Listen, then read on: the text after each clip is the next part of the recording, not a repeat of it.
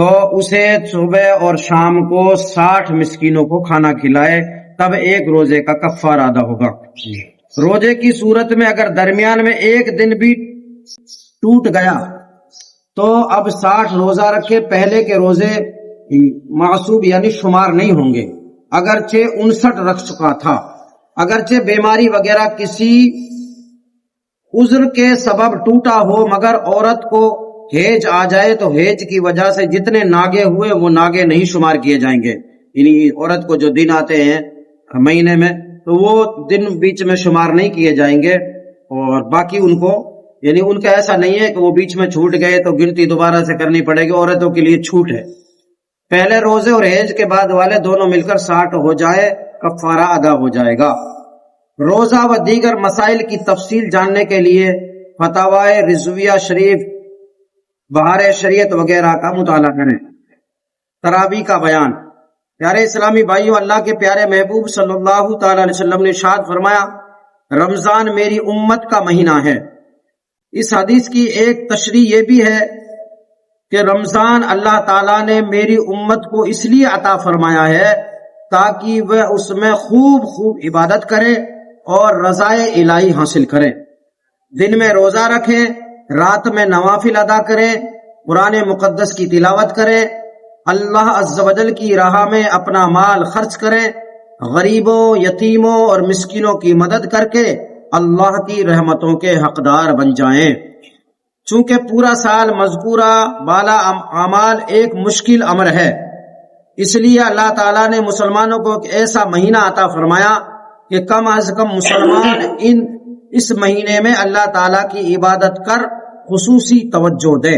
پیارے اسلامی بھائیوں، جس طرح دیگر عبادتیں ایک اہم مقام رکھتی ہیں، اسی طرح نماز تراویح کو بھی فضیلت احادیث میں منقول ہیں، اور نبی کریم رؤوف و رحیم صلی اللہ تعالی علیہ وسلم کا اس پر عمل کرنا بھی منقول ہے۔ آنے والی سطور کا بغیر مطالعہ کریں اور نماز تراویح کا ادا کرنے کے لیے اپنے آپ کو تیار کریں۔ تراویح کے معنی کیا ہوتے ہیں؟ ہم تراویح پڑھتے ہیں، اس کا معنی کیا ہے؟ لفظ تراویح ترویحتن کی جمع ہے، جس کا معنی ہے کچھ آرام کرنا۔ چونکہ اس نماز میں ہر 4 رکعت کے بعد اسی کے مقدار بیٹھتے ہیں، اسی وجہ سے اسے تراویح کہتے ہیں۔ ہاں، جتنی دیر 4 رکعت پڑھی جاتی اتنی دیر بیچ میں بیٹھنا چاہیے، لیکن ہمیں تو جلدی رہتی ہے، تھوڑی دیر میں دعا پڑھی چلو، اس لیے نہیں تو تراویح پہلے اس زمانے میں تراویح جو پڑھا کرتے تھے تو اتنی دیر میں جتنی دیر میں 4 رکعت ہوتی تھی اتنی دیر آرام کیا کرتے تھے، اس لیے تراویح کہا جاتا ہے۔ نبی کریم صلی اللہ علیہ وسلم سے تراویح کا ثبوت منقول ہے، جیسا کہ حضرت ابن عباس رضی اللہ تعالیٰ عنہما بیان فرماتے ہیں کہ رسول اللہ صلی اللہ علیہ وسلم رمضان میں 20 رکعت تراویح پڑھتے تھے۔ تراویح پر صحابہ کرام کے مداومت۔ نبی کریم صلی اللہ علیہ وسلم کے دور میں تراویح ادا کی جاتی تھی، مگر اس دور میں اس کا ایسا اہتمام نہیں کیا جاتا تھا جیسے اب کیا جاتا ہے۔ حضرت عمر بن خطاب رضی اللہ تعالیٰ عنہ کے دور خلافت میں تراویح کے 20 رکعت ہونے پر اجماع ہوا، اور آج تک اس پر اہل اسلام کا عمل ہے۔ جیسا کہ ایک روایت حضرت عبد الرحمن بن عبد قاری سے ہے، انہوں نے بیان فرمایا کہ میں رمضان المبارک میں حضرت عمر بن خطاب رضی اللہ تعالیٰ عنہ کے ساتھ مسجد میں گیا، وہاں لوگ الگ الگ نماز پڑھ رہے تھے۔ حضرت عمر رضی اللہ تعالیٰ عنہ نے کہا، بخدا میں نے سوچا ہے کہ اگر ان تمام لوگوں کو ایک قاری کی اقتداء میں جمع کر دوں تو بہتر ہوگا۔ پھر حضرت ابی بن کعب کی اقتداء میں ان کو جمع کر دیا۔ پھر ایک رات دیکھا کہ لوگ اپنے قاری کی اقتداء میں نماز پڑھ رہے تھے۔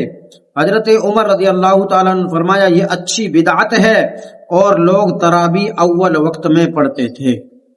اس سے پتہ چلتا ہے کہ حضور علیہ الصلوۃ والسلام کے زمانے میں لوگ اس طرح نماز تراویح نہیں پڑھتے تھے، الگ الگ تنا پڑھتے تھے، لیکن حضرت عمر رضی اللہ تعالیٰ عنہ اور امت کا اجماع جس میں ہو جائے، علماء کا اجماع ہے، اس میں امت کا اجماع ہے، تو اس وجہ سے تراویح 20 ہی رکعت ہے۔ اللہ کی بارگاہ میں دعا ہے مولا تعالیٰ ہم سب کو